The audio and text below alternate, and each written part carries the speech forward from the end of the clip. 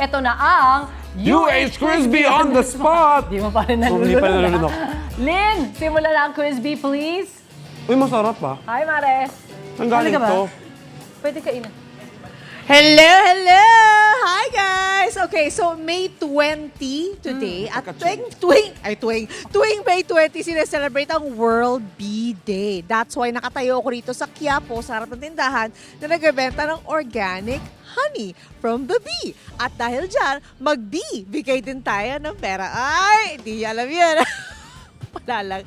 It's a corny morning today for me. Wala lang. Okay lang. Anyway, okay. So, kailangan kasi lahat tayo ngayon may kaalaman, di ba? Tungkol sa mga nangyayari sa ating bansa. Positive or negative man. So, magtatanong tayo ngayon kung sino... hi, good morning. Ano pa pangalan natin? Okay. So, ready ka na ba? Ano, updated ka naman sa nangyayari sa ating bansa, di ba?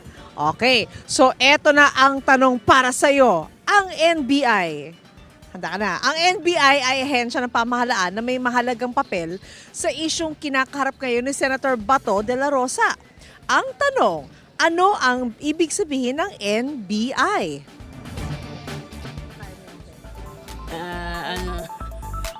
Hindi mo na. 5, 4, 3, 2, 1. Anyway, so, well, sorry, hindi siya nakakuha na. But still, she got a prize of 500 pesos here for you.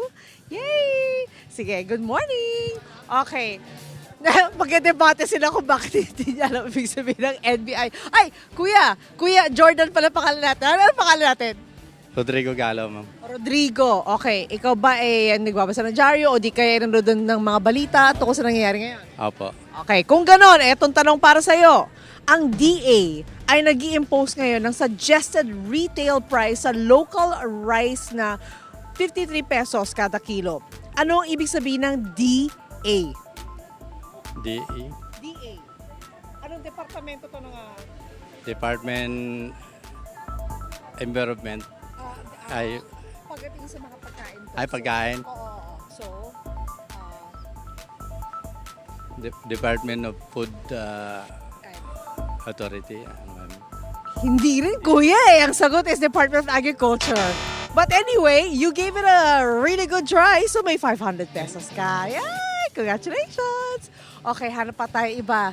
Dahil pagkain ang pinag-UTA kasi Department of Agriculture, di ba? Ay, hi ate! Ano pa pangalan natin? Mary Grace po. Mary Grace, okay. I'm assuming na updated ka sa nangyayari sa ating bansa. Kahit na paano. Opo, updated naman po. Alright, good. Because etong tanong ko sa'yo, inilabas na ng DILG at PNP ang resulta ng investigasyon sa nangyaring barilan sa Senado noong isang linggo. Ano ang ibig sabihin ng DILG? Department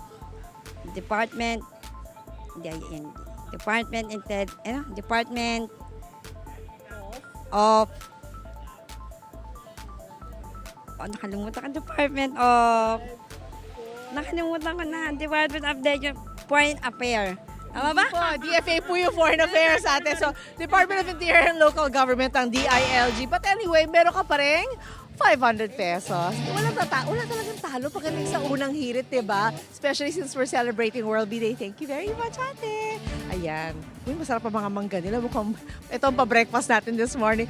Okay, so balikan nyo ako dito sa Quiapo. Mula sa iyong pamansang morning show kung saan lagi una ka, ha? Unang hirit.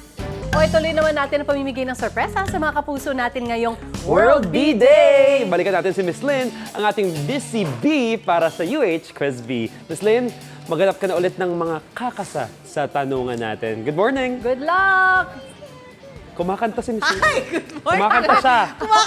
Kumanta siya. Karaoke ako rito sa Quiapo. Wala lang. There's music everywhere. Oh, At wow. dahil World Bee Day today, mag-bee. Bigay tayo ng pera. Basta tama ang sagot nila sa ating quiz Bee on the spot. Medyo tahimik ang Quiapo ngayon. Sa bagay, wala naman tayong sineselebrate na big event. But still, marami pa rin tao. Well, you know, aga kasi natin. Okay, good morning ate! Ano pong pangalan natin? Patricia de los Reyes po. Patricia, okay. Nakikinig ba kayo sa mga balita, nanonood ng TV, mga balita? Okay. Opo. So updated naman kayo kahit na paano? Okay. So itatry natin yung knowledge nyo ha. Okay na ba kayo sumagot? Alright. So, Ano po ang ibig sabihin ng I sa GSIS?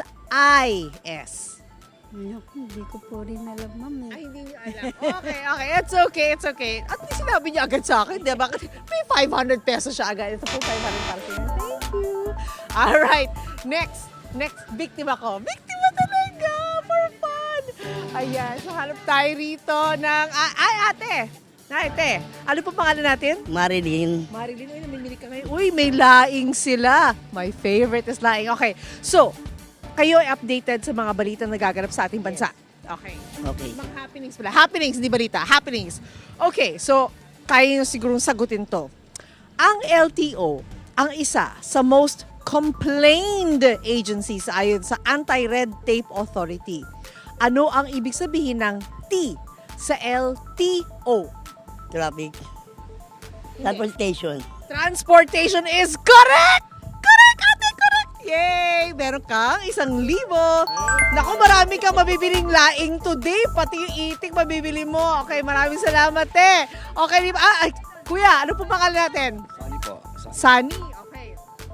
So, Sunny, anong ginagawa mo sa cafe? Nagsha-shopping ka ba o nagbebenta ka?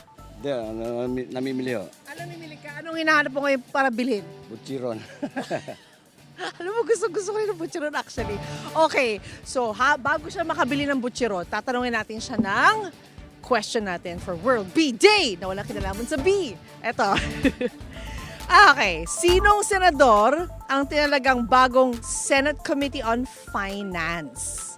Okay, on Finance. Hawak ng pera. Ito ang clue. Infrastructure. Clue. Blue. Pamilya nila ay... Okay. Anyway. Alright, so let's give up. Ang sagot dito sa tanong na ito ay Senator Mark Villar. Kaya meron kang 500 pesos. Pambili ng butcheron for this morning. Mamigay ka ng butcheron ha. Gusto ko rin ng butcheron. Okay, mga kapuso, yan po ang ating Quiz Bee right now. Mali, meron pa mamaya. Antayin nyo na kung sino pa ang maaaring magwagi ng 500 to 1,000 pesos. Balik po tayo sa studio. Hey guys! Samantala mga kapuso, today is World Bee Day. Sinaselebrate po yan para ipaalala sa atin ang role ng mga bees sa ating kapaligiran. Alright, dahil heto, konting trivia nga po sa mga bee. Alam nyo po ba na ang bee may 5 mata? O yan, ngayon ko lang nalaman Ako yan. rin, medyo ngayon ko lang nalaman. Oh, wow. Wow! At pero para marami tayong matutunan ngayong umaga, dahil may busy bee tayo nagbibigay ng sorpresa dito sa Quiz Bee on the Spot! Quiz Bee Master Lynn, simulan mo na yan. Hi, Miss Lynn! Good morning ulit! Good luck sa mga makakasalubong mo! Hey! I am back here in Quiapo. May mga mata ng Tama bee. nga naman, May 20 is World Bee Day. That's why ito nakikita sa akin kaliwa. Ang mga organic honey in bottles. Yan. Galing po ito saan ate? Quezon, no? Quezon Province. Magkakano itong ganitong malaki? 250 yung malaki? Opo. 120 po. 120. Naku, yung honey, masarap yan pag pancakes. Lalo na pag cheese. Cheese with honey. Naku, ang sarap-sarap niya. Try nyo. Try nyo siya. It's really very good. Para kunyari, kung ayaw nyo mag-asukal, mag-honey kayo. It's really a good choice for it. At least, di ba? Natural pa. Pero kailangan maging papanuri kayo kasi hindi naman lahat organic. So it's up to you. Sometimes ang honey nga meron pa siyang mga yung orange flavor, yung mga ganun, yung mga may mix-mix na. So it's really up to you kung ano yung nasa taste niya. Pero ako, I really like honey with cheese. It's really, really good. Okay, so balik tayo. Quiz Bee Day nga, di ba? So maghahanap tayo ngayon ng pwede natin matanong. Good morning, Kuya! Morning po, ma'am. Okay, updated ka ba sa mga nangyayari sa Pilipinas? Opo. Ano pangalan natin? Antero Saladsat. Antero? Antero? Ngayon lang ako nakarinig yung pangalan Antero. That's very nice. That's new. Okay, ito ang aking tanong sa'yo. Antero, ha? Ayon sa DSWD, nagkakahalaga na ng 7.3 billion cash aid ang na-distribute sa more than 1.4 million PUV drivers nationwide. Ano ang ibig sabihin ng W sa DSWD? W. Kaya mo yan, Kuya. 5, 4, 3, 2, 1. Okay, ang sagot dyan is actually welfare. But anyway, nanalo pa rin siya ng 500 pesos. Yan! May pambili kayo ng honey ngayon. Because it's World Bee Day nga, di ba? Kailangan kabit-kabit yan. Okay, at ang ating next... ate, muntik na kita salted egg pa naman yung binibenta mo. I love salted egg. Oh, good morning, ano pangalan natin? po, Lucy Salabsab. Lucy. Ano to? Itik ba yan o manok? Itik nga. Uy, masarap ang itik. Tapos meron pa nga siya ritong, ito yung laing. Favorite ko to. Ano naman to? Hipong ginataan. At ito? Adobong itik po. Adobo. Mahilig ka sa itik ha? Meron ka bang itik farm, te? Wala po, nabili lang din kami. Akala ko may itik farm ka. Nakakatuwa. Ayan, masarap ang itik nila dito. Iba-ibang klase. Okay, ito ano to? Sinantulan po. Sinanto ng itik din. Hindi po. Akala ko sila, pati ano no, itik sinasantulan eh. But anyway, okay. So, ako, gusto ko lang malaman kung update ka sa nangyayari sa ating bansa kasi medyo, updated kayo? Medyo po. Yung balita naman. Minsan po. Minsan, ito, busy siya kasi nagbebenta siya rito. Masipag si ate. Pero ito, tatanungin natin siya ha. Ito, ang ating quiz para kay ate.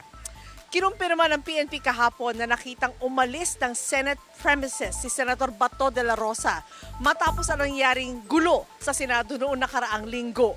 Ano ang ibig sabihin ng PNP? Clue. Ang P ay bansa natin. Okay, nahihiya si ate niya kasi PNP is Philippine National Police pero syempre, meron pa rin siyang 500 pesos. Yay! Congratulations pa rin sa inyo! Ayan, naamoy ko yung itik. Ako ay tempted, very tempted. Hi! Good morning! Ano pangalan natin? Justin. Justin. Okay. So, andito ka para mamili o magbenta? Bumili. Mamibili. Ano? Chicken? Whole fried chicken or part lang? Part lang. Part. Para sa'yo na o pamilya? Sa akin lang. Sa iyo, sa iyo. Okay. I-share mo naman sa akin. Gutom na rin eh.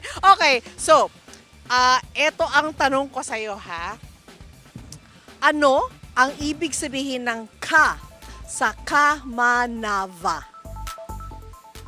Kamanava.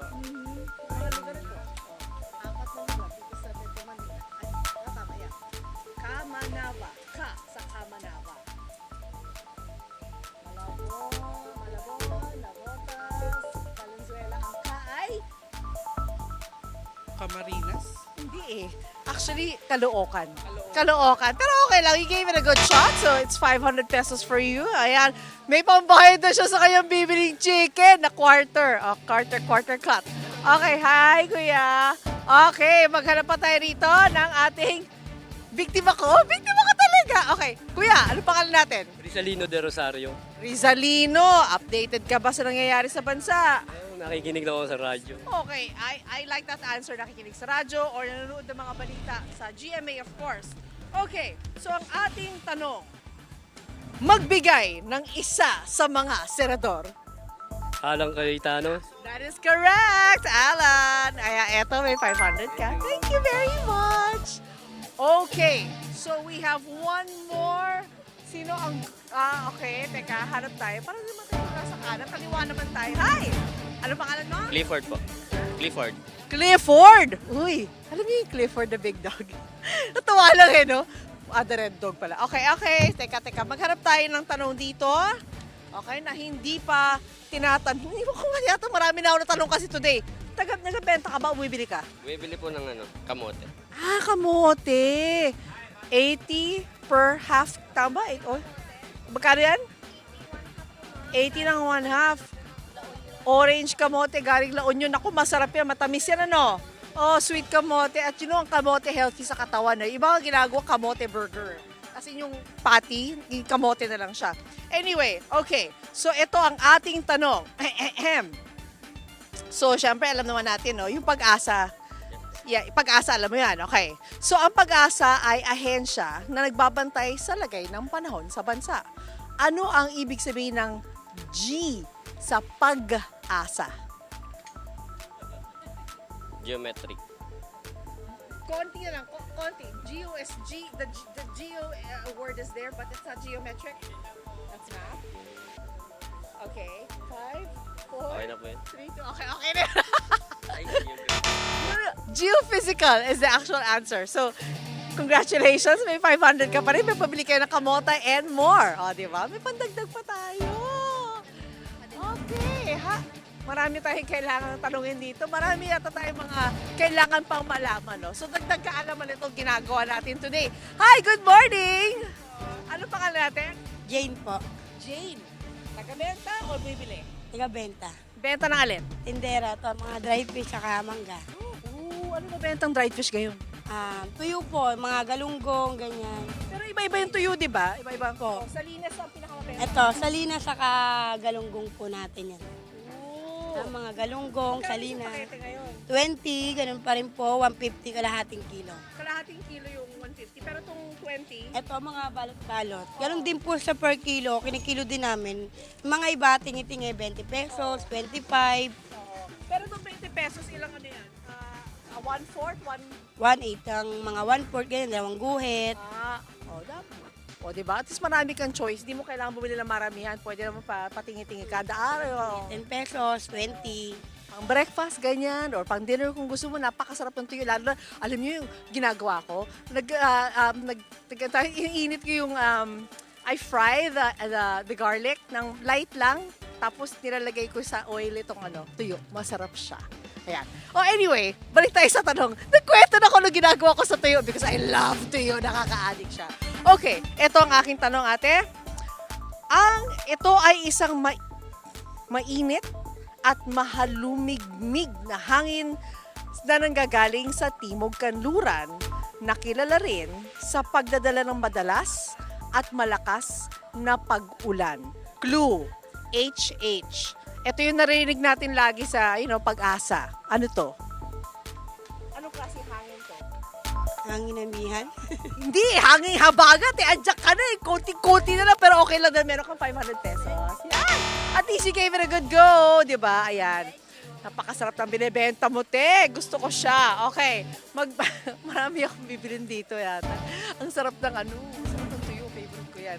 Okay. So yan po ang ating mga naitanong today sa ating Quiz B. Naway mas pag-aralan natin ang mga nangyayari sa bansa and things that we have to know. Anyway, balik po tayo sa studio.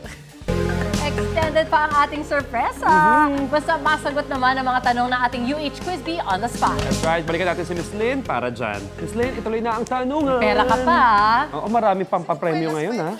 Marami kasing hindi rin nakasagot eh. Kaya marami rin pera. Oh, balikan natin yung Si Lynn. PNP. Oh, ano pa yung questions na yan? Nagtatanong ako sa mga prutas dito kasi ang dami talaga. May tangerines, may Oh, duhat, nice. may siniguelas. Ang dami. At dahil dyan, tatanungin ko si tatay na namimili ng duhat. Good morning, tay. Morning po. Ano pangalan natin? Mario Villesa po. Okay, etong tanong ko sa inyo. Anong ibig sabihin ng COMELEC? Commissioner of Election. Commission on Election is correct. Kaya dahil dyan, meron kang 1,000 pesos. Congratulations, tay.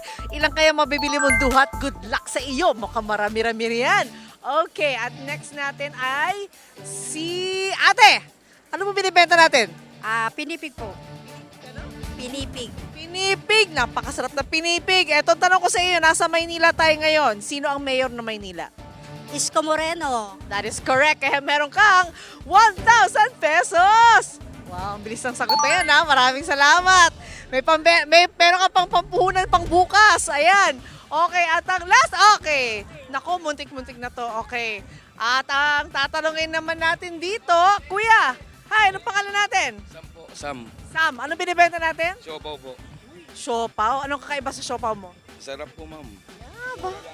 Mura, magkano siya? 10 piso lang po. Uy, 10 piso lang yung siopaw? Uy, winner! Ito, ang tanong ko sa inyo, ano ibig sabihin ng NCR? National Capital Region. It's correct! Kaya eto, may 1,000 ka na. Baka winners ka yan. Meron na siyang pambili ng mas marami pang siopaw. At eto pa, kuya, ano pangalan natin? John po. John, ano binibenta mo? Mangga po. Manggang hinog. Sambales. Ay, galing Zambales. Masarap ang kanyang mangga. Mukhang marami kayo nabenta kasi kukunti na lang, ha? Kakabukas pa lang, ha? Okay, so eto ang aking tanong sa iyo, kuya. Nawala po sa'yo. Okay, magbigay ng pangalan ng isang senador. Pia Cayetano. That is correct. Mia Cayetano is correct. So, 1,000 pesos ka. Yay! Congratulations! Congrats! Woo! Ang dami nating naitanong ng mga tanong ngayon. Ang dami nating naitanong ng mga tao ngayon. Ayan ang ating Quiz Bee. Hindi naman world. Quiz Bee kasi it's World Bee Day today. Kaya kailangan magtanong tayo because Quiz Bee nga. Wala lang. Na-connect lang naman natin lahat. No? Ayan, mula sa Quiapo, balik tayo sa studio. Ikaw, hindi ka pa nakasubscribe sa GMA Public Affairs YouTube channel? Bakit? Mag-subscribe ka na, dali na, para laging una ka sa mga latest kwento at balita. I-follow mo na rin ang official social media pages ng Unang Hirit. Salamat, Kapuso.